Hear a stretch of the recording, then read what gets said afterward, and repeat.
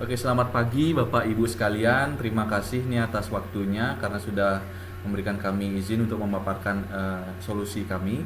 Jadi hari ini kita akan memaparkan solusi sistem manajemen laundry terintegrasi berbasis website yang kami rancang khusus untuk kebutuhan perusahaan Bapak Ibu yang melayani ribuan klien hotel dan villa. Nah, untuk presentasi yang tahap awal akan dijelaskan oleh IKD Momed Dwika Putra. Jadi untuk IKD Momed Dwika Putra dipersilakan. Oke, baik atas waktunya. Jadi pertama di sini ada latar belakang. Nah, jadi Bapak Ibu, seperti yang kita tahu sekarang ini hampir semua sektor bisnis sudah mulai go digital, termasuk juga jasa laundry. Nah, pada kenyataannya perusahaan laundry skala besar seperti yang melayani hotel dan villa itu punya beban kerja yang cukup tinggi. Dari ribuan cucian masuk dan keluar setiap minggunya, tapi sebagian besar dari mereka masih pakai cara manual dalam pencatatan dan pelaporan. Nah, ini tentunya bikin operasional jadi kurang efisien, rawan salah hitung, dan susah buat dimonitor. Maka dari itu kami melihat ada kebutuhan besar untuk menghadirkan sistem informasi berbasis web yang bisa bantu mereka dari awal sampai akhir proses, mulai dari mencatat pelanggan, mengelola cucian yang masuk dan keluar, bikin invoice otomatis, sampai pencatatan pembukuan keuangan. Nah, dengan sistem ini semua data bisa terpusat, real time, dan tentunya lebih aman serta mudah dikontrol. Lalu bagian tujuan penawaran, tujuan kami bikin sistem ini adalah untuk bantu perusahaan laundry jadi lebih modern, lebih cepat, dan lebih rapi dalam operasional sehari-hari. Yang tadinya pencatatan pelanggannya itu nyebar di mana-mana, sekarang bisa langsung di satu dashboard. Transaksi dicatat otomatis, pembayaran bisa dilacak, dan invoice bisa langsung dibuat tanpa perlu pakai Excel lagi. Selain itu, kami juga ingin sistem ini punya fitur pembukuan keuangan yang terintegrasi, jadi manajemen bisa lihat laporan secara langsung tanpa harus tanya-tanya ke bagian finance terus-menerus. Dan karena laundry ini bisnis jangka panjang, sistem yang kami tawarkan juga sudah kami desain supaya bisa scalable, jadi kedepannya mau nambah fitur pun siap. Lanjut ke ruang lingkup penawaran, kami buatnya cukup lengkap dan modular. Jadi nanti ada beberapa fitur utama seperti modul user dan role untuk membedakan akses antar admin, staf operasional, dan keuangan. Lalu ada modul customer management untuk menyimpan data pelanggan termasuk alamat pengantaran atau penjemputan cucian. Lalu ada modul laundry order dan item, yaitu untuk mencatat barang apa saja yang dicuci dan status pengerjaannya. Lalu ada modul transaksi dan invoice untuk mencatat pembayaran dan hasil invoice otomatis. Dan yang terakhir ada modul pembayaran dan pembukuan untuk data keuangan masuk dan keluar. Tambah lagi, kami juga menyiapkan sistem backup dan verifikasi data biar datanya tetap aman walaupun ada kendala teknis. Semua ini nanti akan dibangun dengan teknologi yang ringan, efisien, dan cocok buat skala bisnis menengah ke atas. Lanjut, yaitu ke permasalahan yang dihadapi. Yang pertama, masalah utama ada di pendataan pelanggan. Banyak laundry masih catat manual di buku atau spreadsheet. Akibatnya susah dilacak dan data pelanggan bisa double. Lalu kedua, proses laundry itu nggak tercatat rapi. Status cucian udah dicuci atau belum, udah diantar atau belum, dan seringkali nggak jelas. Kalau ada komplain, nggak ada data valid buat bantu jelasin ke pelanggan. Nah, ketiga, invoice masih dibuat manual. Ini rentan salah hitung, makan waktu, dan rawan telat dikirim ke pelanggan. Padahal kayak seperti hotel dan villa butuh invoice yang rapi dan cepat. Nah, keempat, pembayaran nggak sinkron dengan catatan transaksi. Banyak yang nggak tahu pembayaran udah lunas belum atau separuh. Ini bikin bagian finance bingung susun laporan keuangan. Dan yang terakhir, sistem yang ada sekarang belum punya backup dan verifikasi. Jadi kalau sistem rusak atau hilang, nggak ada cadangan. Ini bahaya banget untuk bisnis. Lalu ke solusi yang kami tawarkan. Nah, di sini kami sudah menyiapkan beberapa solusi. Yang pertama, itu semua pelanggan akan kami sentralisasi di sistem lengkap dengan historis transaksinya. Lalu yang kedua itu setiap cucian dicatat dalam sistem dengan status real time dan pick up diproses sampai diantar. Lalu ketiga, invoice itu bisa langsung otomatis dibuat berdasarkan data order tanpa manual input lagi. Dan keempat, sistem pembayaran juga terintegrasi. Jadi bagian keuangan bisa tahu status pembayaran langsung atau dari dashboardnya itu. Lalu kelima, semua catatan transaksi masuk dan keluar akan langsung masuk ke modul pembukuan, jadi lebih transparan dan mudah dicek. Nah, keenam itu pengaturan peran pengguna, jadi akses seperti admin, staff, dan finance sistem, menjaga keamanan data dan mencegah perubahan yang tidak diinginkan. Dan yang terakhir, kami juga siapkan strategi reaplikasi dan backup database supaya data aman dan bisa dipulihkan kapan saja kalau ada kendala sistem. Nah, jadi sampai sini Bapak Ibu, selanjutnya akan saya kasih ke Saudara Rafael. Oke, terima kasih Mohamed Dwika Putra. Jadi untuk presentasi selanjutnya akan saya presentasikan sendiri. Jadi untuk presentasi kali ini saya akan bagi dua.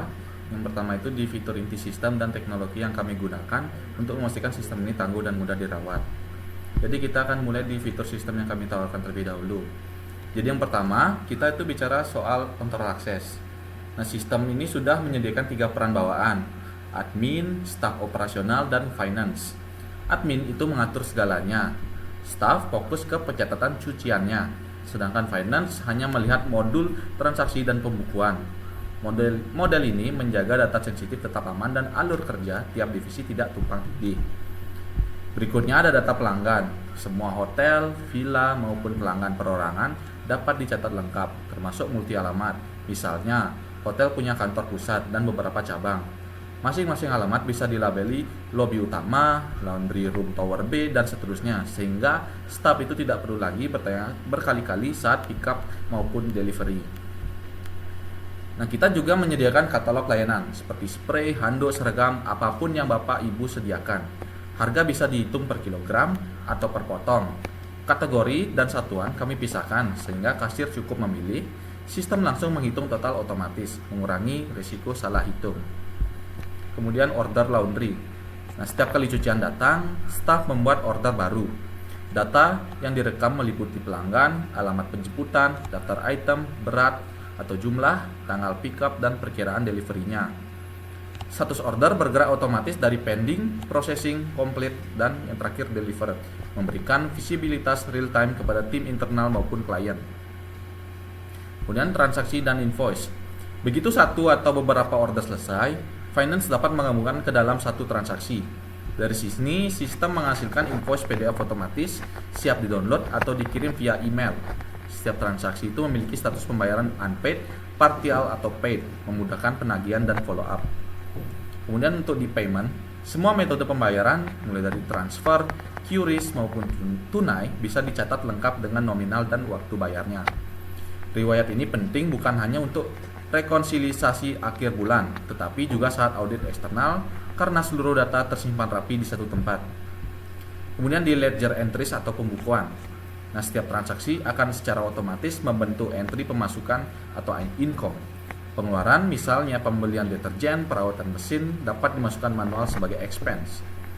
Laporan arus kas, laba rugi, hingga histori pengeluaran jadi tersedia kapan saja. Kami juga menambahkan beberapa kreativitas kami sendiri. Yang pertama itu ada dashboard statistik interaktif. Itu tuh isinya grafik jumlah, order, omset, dan performa pelanggan terbesar. Semua live dan bisa difilter tanggal. Ada pencarian cepat di setiap modul juga, serta UI yang responsif yang nyaman diakses lewat laptop, kantor maupun ponsel kurir di lapangan. Jika diinginkan, kami siap integrasi scan barcode atau QR. Setiap tas laundry cukup ditempel stiker QR, staff tinggal scan untuk tarik data orders, mempercepat alur kerja dan meminimalkan kesalahan manual. Kemudian kita lanjut ke bab 4, teknologi yang kami gunakan. Jadi untuk backend dan frontend-nya kami sendiri menggunakan Laravel 12 dengan PHP versi 8.4.8. Kami memilih Laravel karena lengkap, ada API, Blade atau livewire, queue, event, dan yang penting task scheduler untuk backup harian. Framework ini populer di Indonesia sehingga mudah mencari developer baru atau mengganti SDM di masa depan. Kemudian Docker dan Laravel Sail.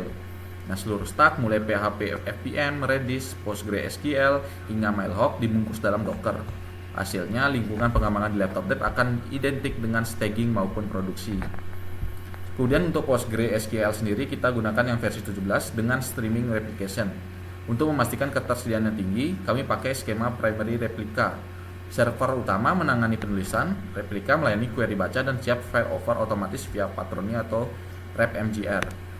Model ini mengurangi beban server utama dan menjaga bisnis tetap berjalan jika terjadi gangguan. Kemudian backup recovery via Laravel Task Scheduling. Tanpa cron OS, Laravel sendiri men-trigger backup run setiap jam 2 pagi full di hari Minggu, incremental di hari lain, dan backup clean pukul setengah 3 untuk merapikan arsip lama. Nah, file itu disimpan di storage backup, lalu disinkron ke S3 atau Digital Ocean Space. Semua tercatat di log Laravel, jadi tim mudah memantau keberhasilan backupnya. Kemudian untuk Redis plus Laravel Horizon. Antrean tugas berat, generate invoice, kirim WhatsApp atau ekspor laporan dikelola di background sehingga antarmuka tetap responsif meskipun order membludak. Kemudian kita lanjut ke bab 5. Untuk bab 5 sendiri akan dijelaskan oleh Adi Arya Suta. Jadi silakan untuk Adi Arya Suta. Baik, terima kasih atas waktunya. Jadi untuk rancangan basis data, yang pertama ada dasar dari user ya. Jadi nanti data-data pengguna yang akan mengurusi laundry akan disimpan nanti, entah itu di bagian keuangan, di bagian admin, atau di bagian yang akan mengurusi proses transaksi seperti menerima orderan, kemudian memberikan orderan kepada pelanggan. Kemudian ada laundry ordernya, jadi setiap orderan akan dicatat, disimpan di dalam basis data beserta dengan apa yang ingin dilakukan proses cuci, proses pengeringan atau yang lainnya seperti yang dilakukan pada laundry pada umumnya. Kemudian saat transaksi, jadi saat laundry order itu dibuat nanti akan juga ada proses transaksinya, jadi akan disimpan juga. Jadi nanti transaksi itu akan menyimpan data pembayaran, kapan laundry-nya akan diambil, dan juga statusnya apakah ini sudah dibayar atau belum, apa akan dibayar nanti saat prosesnya sudah selesai. Nah, kemudian juga ada proses untuk invoices-nya atau struknya. Nanti pelanggan bisa menerima struk dari saat mengirimkan pakaian mereka yang ingin dicuci misalnya, nanti mereka akan mendapatkan struk atau invoice yang akan diberikan lagi saat pengambilan.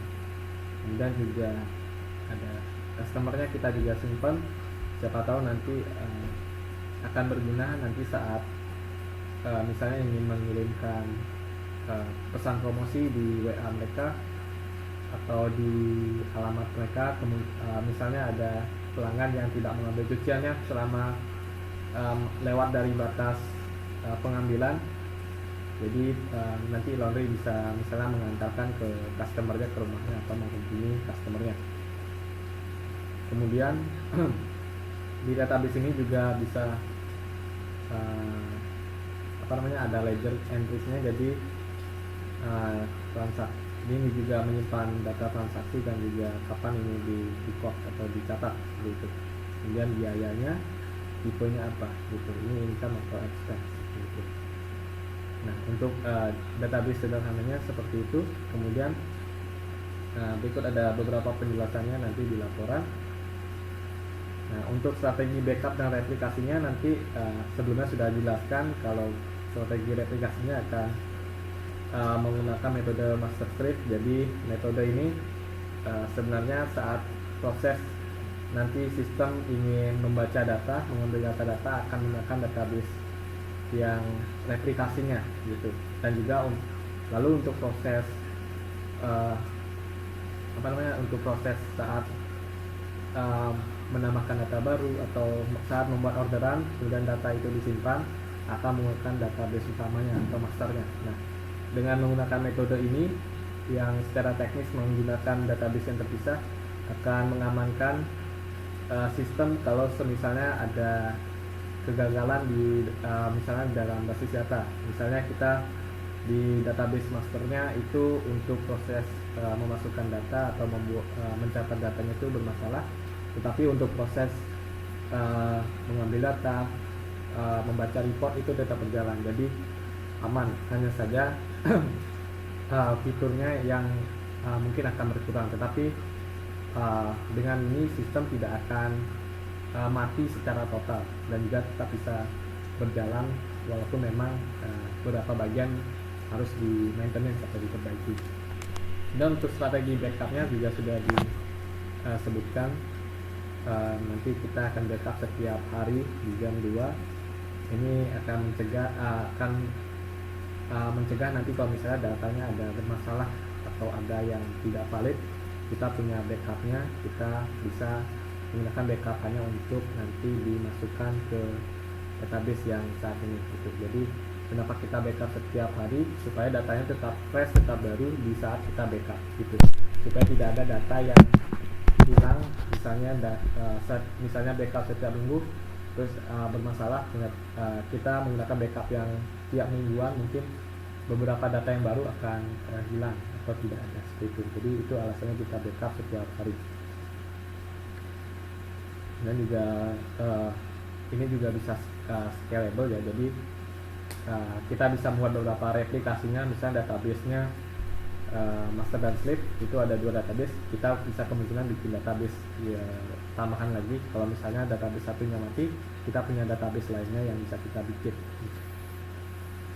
gitu. Nah, untuk strategi backupnya juga sudah ya, jadi kita tinggal melakukan perintah ke sistemnya dengan mudah, tinggal kita minta untuk backup setiap hari, dan itu juga sudah otomatis, tinggal kita nanti gunakan saja backup yang sudah disiapkan ya. Jadi kita akan coba lihat replikasi itu seperti apa ya. Jadi ini misalnya saya punya 2 database dengan, kalau secara gampangnya punya 2 tempat yang berbeda ya. Ini ada host, ini namanya host PGSQL, dan juga ini PGSQL replikasinya. Nah, jadi ini 2 database gitu kan. Nah, bisa saya akses, kita lihat ini database-nya itu. Nah, misalnya saya pengen lihat ada di data user itu ada apa aja.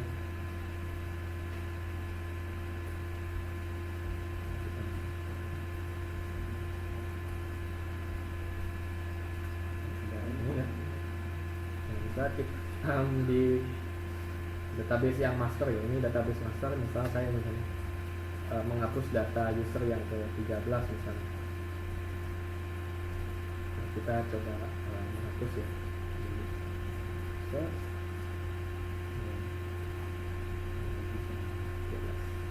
sudah sukses. Nah, apakah di database ini juga terhapus ya, misalnya saya punya select, sudah hilang gitu. Nah, saat misalnya kita ingin menambahkan data di sini misalnya ya, atau misalnya kita ingin melakukan hapus ya di user, bisa kita hapus ke user yang ke-12 ya.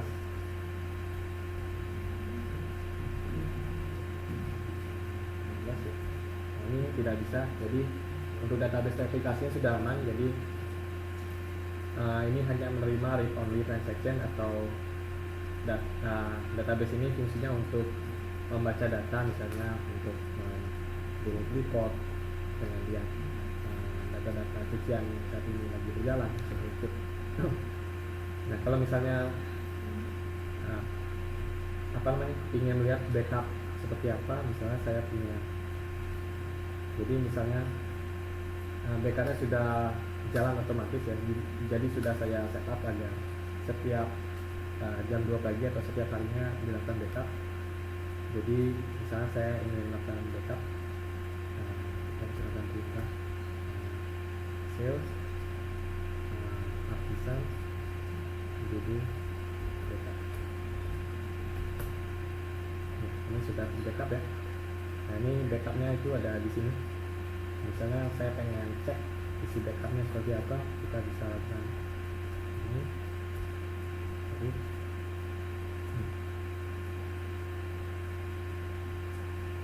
oh sorry, bukan, kita bisa lihat di sini aja ya.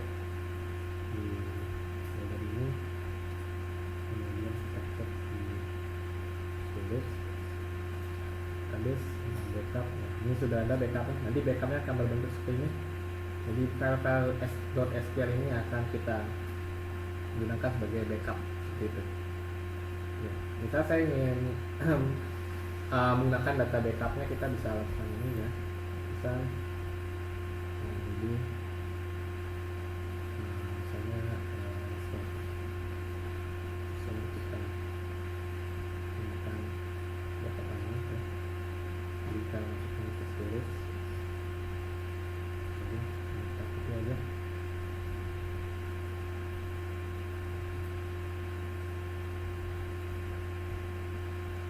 Ini kita cari lokasi.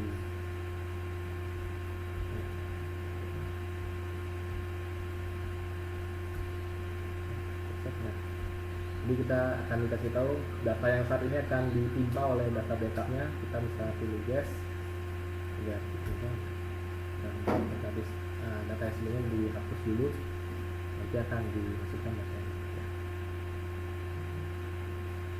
Oke, nah ini sudah sukses ya di backup, jadi aman. Kalau misalnya ada sistem ibu mengalami masalah, sistem bapak ibu memiliki masalah, nanti bisa di sistemnya, misalnya di database-nya atau di sistem lainnya ada database backup yang akan mengamankannya seperti itu. Jadi data usaha ibu akan aman dan juga terjaga seperti itu. Gitu. Nah ini untuk estimasi biayanya. Jadi dari proses analisis, dari rancangan database-nya, ERD-nya, UI awal, dan juga ide dari arsitektur sistemnya memang hanya sampai di 2,5 juta saja. Dan untuk pengembangan backend-nya yang sudah dimention, teknologinya Laravel dan lain-lain itu hanya 5 juta, karena kita juga butuh beberapa fitur-fitur yang premium yang berbayar untuk kita gunakan saat proses development itu. Untuk frontend-nya juga yang responsif 3,5 juta, karena kita juga butuh ngetes, butuh minta feedback dari ibu dan bapak, misalnya agar sesuai dengan harapan ibu bapak tampilannya. Nah integrasi pembayarannya ini juga lumayan, karena kita butuh teknologi lain yang memang berbayar untuk melakukan proses pembayaran, karena ini teknologi yang benar-benar harus butuh pengamanannya yang ketat juga gitu ya, karena ini kan proses pembayaran hubungannya dengan uang dan uang, jadi kita bikin agar proses transaksinya itu aman. Dan untuk pengujian sistemnya kita butuh testing, sistemnya sudah kita buat, kita develop sebelum digunakan secara di lapangan secara langsung. Kita butuh testing, butuh kita coba-coba, kita coba cari apakah ada problem nanti, supaya nanti saat di lapangan nanti tidak ada masalah yang kasarannya yang gampang diretas seperti itu.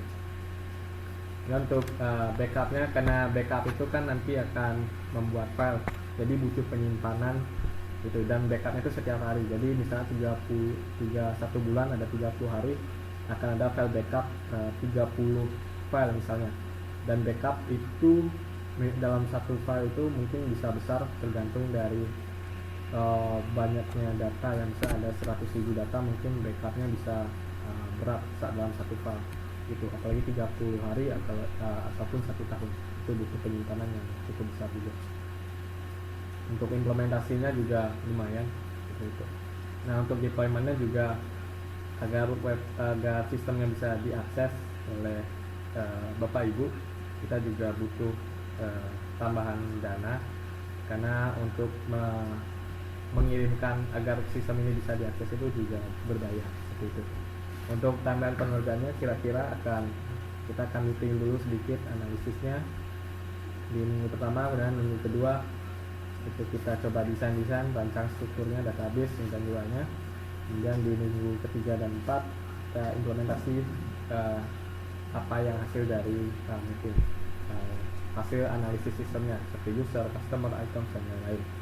Kemudian backendnya di minggu ke-5 sampai 6 dengan pengembangan frontendnya, tampilannya di 7 dan sampai 8, integrasi frontend backendnya di 9 sampai 10, dan pengujian sistemnya kita lakukan 1 minggu, di minggu ke-11 kemudian kita setup dan kita juga tes lagi nanti di lapangan apakah ada masalah gitu selama 1 minggu di minggu ke-12 seperti itu. Nah, jadi untuk penutup, laporan ini merupakan penawaran untuk Bapak Ibu. Kita sangat care dengan masalah Ibu Bapak, terutama di bagian laundry, sistem pencucian ya, yang saat ini banyak banget dibuka oleh masyarakat saat ini karena memang sangat-sangat dibutuhkan oleh masyarakat dan juga bisa menjadikan lapangan pekerjaan untuk orang lain. Jadi kita bantu agar sistem usaha laundry ini bisa berjalan sukses dengan digitalisasi usaha dari Bapak Ibu melalui sistem yang kami tawarkan seperti itu. Nah, untuk sarannya mungkin untuk Bapak Ibu bisa mempertimbangkan untuk menggunakan sistem dari penawaran kita saat ini supaya seperti yang saya bilang tadi, agar usaha Bapak Ibu bisa terus berkembang sesuai dengan era digitalisasi saat ini ya, apalagi zaman sekarang itu banyak pembayarannya sudah QRIS, bukan lagi seperti kertas-kertas, struktur itu bukan lagi kertas-kertas tapi file-file yang dikirimkan lewat WA ya, seperti itu. Jadi itu dari saya. Seperti saya kembalikan kepada Ari.